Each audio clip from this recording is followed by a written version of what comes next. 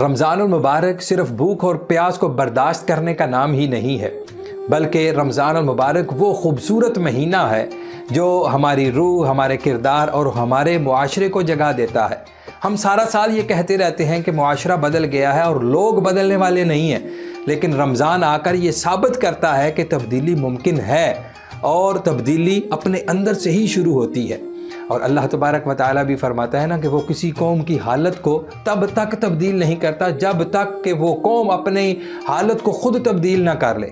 اور رمضان یہی انقلاب پیدا کرتا ہے کہ دلوں میں نرمی، رویوں میں محبت اور بکھرے دلوں میں جوڑ پیدا کرتا ہے۔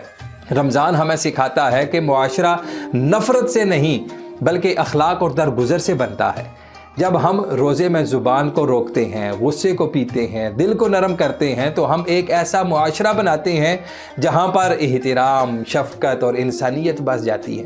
ہم سمجھتے ہیں کہ عبادت صرف مسجد میں ہی ہے، مگر رمضان ہمیں بتاتا ہے کہ اصل عبادت لوگوں کے لیے آسانی پیدا کرنا ہے، کسی بھوکے کو کھانا کھلا دینا ہے، کسی پریشان کو سہارا دینا ہے اور کسی کی غلطی کو معاف کر دینا ہے۔